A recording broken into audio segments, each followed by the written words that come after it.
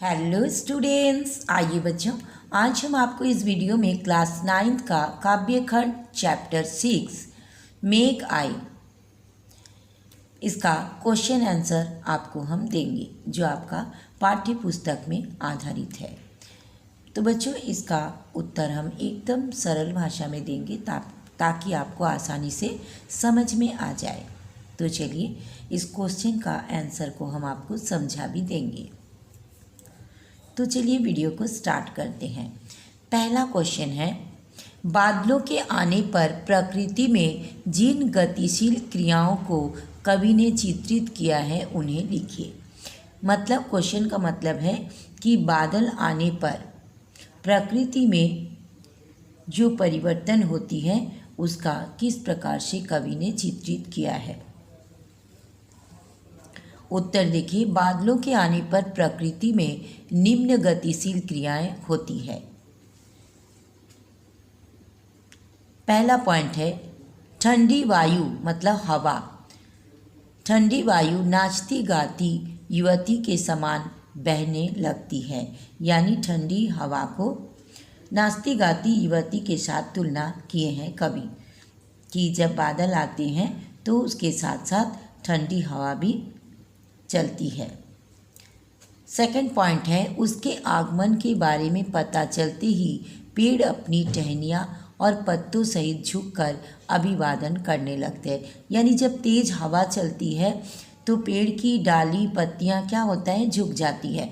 तो कवि उसको बोल रहे हैं कि वे मतलब मेघ का जो बादल आते हैं उसका अभिनंदन करते हैं झुककर। थर्ड में, उसके आगमन के बारे में पता चलते ही घर के खिड़की दरवाजे खुल जाते हैं। यानी जब बादल आते हैं, हवा चलती है तो क्या होता है, घर के खिड़की दरवाजे खुलने लगते हैं। फोर्थ में, धूल का उड़ना और आंधी चलना। बादल आने पर चारों तरफ आंधी आती है और आंधी के कारण धूल उड़ने लगती है। पांचवा पॉइंट, मेहमानों को पेड़ों द्वारा गर्दन ऊंची कर देखना। जैसे गांव में जब कोई दामाद आते हैं तो शहर से जब कोई दामाद आते हैं तो सभी लोग गांव के क्या करते हैं, उसको देखने के लिए देखने लगते हैं। ठीक है, उसी तरह जो पेड़ सब जो है यहाँ पर कवि बोल रहे हैं कि मेहमानों को देखने के लिए यानी दामाद को देखने के लिए, बादल को देखने के लिए पेड़ भी अपना गर्दन ऊंचा कर देता है। सेकंड नंबर, निम्नलिखित किसके प्रतीक है? धूल, पेड़, नदी, लता, ताल।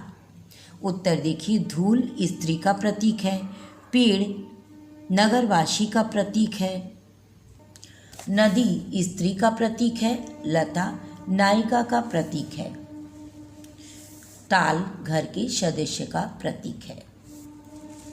नेक्स्ट क्वेश्चन देखिए, थर्ड नंबर में, लता ने बादल रूपी मेहमान को किस तरह देखा और क्यों? उत्तर देखिए, लता ने बादल रूपी मेहमान को दरवाजे की आड़ में से देखा क्योंकि वो बादल को देखने के लिए बहुत ही व्याकुल हो रही थी।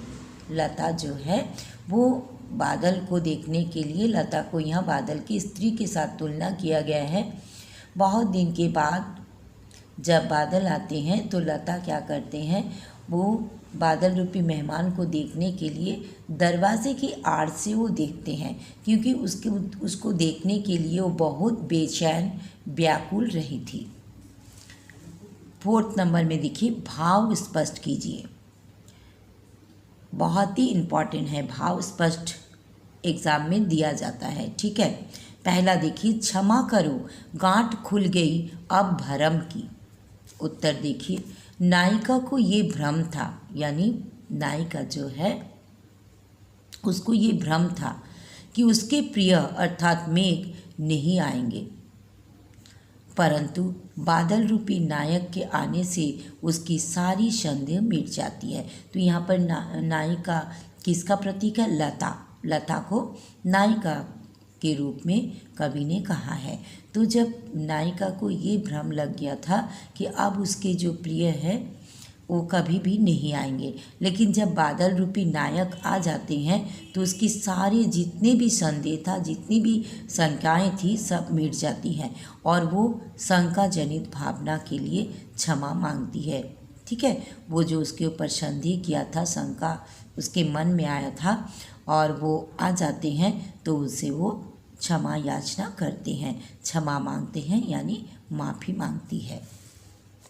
नेक्स्ट देखिए दूसरा नंबर में, बाकी चितवन उठा नदी चुटकी घूंघट सर के। उत्तर देखिए, बादल के आने का प्रभाव सभी व्यक्तियों पर पड़ा है। नदी ऊपर देखने की कोशिश करती है तो उसका घूंघट सरक जाता है। अब 5 नंबर क्वेश्चन देखिए, मेघ रूपी मेहमान के आने से वातावरण में क्या क्या परिवर्तन हुए हैं। उत्तर देखिए, मेघ रूपी मेहमान के आने से हवा अत्यधिक तेज बहने लगती है, यानी बहुत जोर से हवा बहने लगती है। पेड़ झुकने और उठते रहते हैं। दरवाजे खिड़कियां खुल जाती हैं। अगर आंधी चलती है, हवाएं चलती हैं तो बहुत तेज़ हवा चलने से अपने आप खिड़की दरवाजे सारा खुल जाती है। तालाब के पानी में उथल पुथल मच जाती है। बहुत ज़्यादा पानी हो जाने के कारण पानी में उथल पुथल आ जाती है। अंत में आसमान से वर्षा होने शुरू हो जाती है। यानी मेघ रूपी मेहमान आने से वातावरण में यही सब परिवर्तन होने लगते हैं। अब नेक्स्ट क्वेश्चन देखिए 6 नंबर में, मेघों के लिए बन ठन के सवर के आने की बात क्यों कही गई है। जो मेघ आए कविता में जो कवि कहते हैं कि मेघ आए बड़े बन ठन के सवर के, ये बात उन्होंने क्यों कहा है। उत्तर देखिए, कवि ने मेघों में सजीवता लाने के लिए, यानी वो मेघों को मानव के साथ, सजीव प्राणी के साथ तुलना किए हैं। तो कवि ने मेघों में सजीवता लाने के लिए उसका तुलना गांव में आए मेहमान यानी दामाद से की है। यहाँ पर मानवीकरण अलंकार का प्रयोग हुआ है। दामाद जब ससुराल जाता है तो बन ठन के जाता है, इसलिए कवि मेघों के लिए बन ठन के संवर के आने की बात कही है। यानी जब दामाद आते हैं, ठीक है, गांव में जब दामाद आते हैं तो क्या होता है, सभी कोई उत्साहपूर्वक उसके वो देखने लगते हैं और वो उसके लगता है कि दामाद जब ससुराल जाता है तो बन ठन के जाता है। तो अब जब 1 साल बाद जब मेघ आते हैं तो कवि कहते हैं कि वो भी जैसे बन ठन कर संवर कर आए हैं। नेक्स्ट देखिए 7 नंबर में, कविता में आए मानवीकरण अलंकार के तथा रूपक अलंकार के उदाहरण खोज कर लिखिए। उत्तर देखिए, निम्नलिखित मानवीकरण अलंकार के उदाहरण हैं। नाचती गाती बयार चली, पेड़ झुक झांकने लगे। बच्चों, मानवीकरण अलंकार क्या होता है? जब कोई जड़ पदार्थ यानी निर्जीव कोई वस्तु के साथ जब मनुष्य का तुलना किया जाएगा तब वो हो जाएगा मानवीकरण अलंकार। यहाँ पर नाचती गति बयार चली, तो बयार मतलब क्या होता है? हवा। तो हवा क्या, जैसे यहाँ पर युवती के साथ तुलना किया गया है कि वो नाचती गाती, जैसे जब कोई गांव में दामाद आते हैं तो लड़कियां क्या करती, युवती क्या करते हैं, नाचते गाते चले आता है। तो यहाँ पर कवि कहते हैं कि जब ये आती है, मेघ आते हैं तो उसके आगे आगे क्या होता है, नाचती गाती बयार चलती, यानी युवती के साथ इसको तुलना कर दिया। तो जब कोई जड़ पदार्थ के साथ मनुष्य का तुलना किया जाता है तो वहीं पर मानवीकरण अलंकार होता है। नेक्स्ट देखिए पॉइंट है, पेड़ झुक झांकने लगे, यानी यहाँ पर जो शहर के नगर के जो लोग होते हैं उसके साथ तुलना किया गया है, पेड़ को नगरवासी के साथ। और नेक्स्ट है देखिए यहाँ पर पेड़ झुकने झांकने लगे हैं, यानी पेड़ को नगरवासी के साथ तुलना किया है। जैसे जब कोई मेहमान आते हैं तो सभी लोग उसको देखने लगते हैं, उसी तरह पेड़ झुकने झांकने लगे हैं, इसलिए ये भी मानवीकरण अलंकार है। और रूपक अलंकार में है क्षितिज अटारी गहराई और दामिनी दम की, ये रूपक अलंकार का उदाहरण है। ठीक है, नेक्स्ट क्वेश्चन देखिए 8 नंबर में, कविता में जिन रीति रिवाजों का मार्मिक चित्रण हुआ है उसका वर्णन कीजिए। तो यहाँ देखिए एकदम सरल भाषा में हम लिख दिए हैं कि गांव में अतिथि चाहे किसी के भी घर पधारे हों, गांव के सभी लोग मेहमान के स्वागत में जुट जाते हैं। किसी के घर में अगर आ जाते हैं, खास करके गांव में, शहर में ऐसा नहीं होता है। शहर में अगर जिसके घर में आएंगे वही उसका आदर सत्कार करेंगे, लेकिन गांव में क्या होता है, गांव में अतिथि चाहे किसी के भी घर में आए पधारे हों, गांव के सभी लोग मेहमान के स्वागत के लिए जुट जाते हैं। गांव की स्त्रियां उनके सम्मान में मेहमान से पर्दा करने लगती है, यानी वो लोग डायरेक्ट आकर देखते नहीं हैं, बल्कि दरवाजे से छुप करके वो देखते हैं।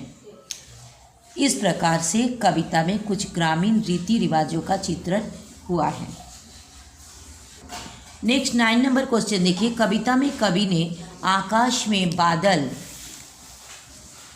और गांव में मेहमान यानी दामाद के आने का जो रोचक वर्णन किया है उसे लिखिए। उत्तर देखिए, कविता में मेघ और दामाद के आगमन को समान बताया गया है, यानी जैसे गांव में जो दामाद आते हैं उसके साथ मेघ का भी तुलना किए हैं। जब गांव में मेघ आते हैं तो सारे लोग खुशियां मनाते हैं, अपनी खिड़की दरवाजे मेघों के दर्शन के लिए खोल देते हैं। ठीक उसी प्रकार गांव में दामाद आने पर भी सारे लोग खुशियां मनाते हैं, इसलिए कवि ने बादल और गांव में मेहमान दामाद आने का इसी प्रकार से वे वर्णन किए हैं। लास्ट क्वेश्चन देखिए 10 नंबर में, काव्य सौंदर्य लिखिए। पाहन जो आए हो गांव में शहर के, मेघ आए बड़े बंठन के सवर के। यहाँ भाव सौंदर्य क्या है, इन पंक्तियों में शहर में रहने वाले दामाद का गांव में सज सवर कर आने का सुंदर चित्रण है। और मानवीकरण अलंकार है, भाषा साहित्यिक खड़ी बोली है। तो बच्चों यहीं पर क्वेश्चन आंसर खत्म होती है। तो अगर वीडियो को अच्छा लगा लाइक कीजिएगा, अपने दोस्तों में भी शेयर कीजिएगा ताकि आपके दोस्त भी सीख सके।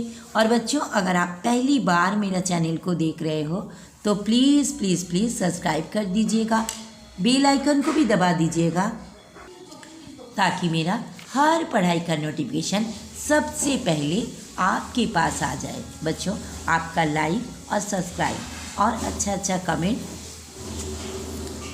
बहुत ज़्यादा इंटरेस्ट डाल देता है पढ़ाने का। तो बच्चों अगर आपको ये चैनल सब्सक्राइब अभी तक नहीं किए हैं तो प्लीज़ प्लीज़ प्लीज़ सब्सक्राइब कर दीजिएगा, बेल आइकन को भी दबा दीजिएगा ताकि मेरा हर पढ़ाई का नोटिफिकेशन सबसे पहले आपके पास आ जाए। तो बच्चों फिर मिलेंगे नेक्स्ट वीडियो में। Thank you so much, bye bye.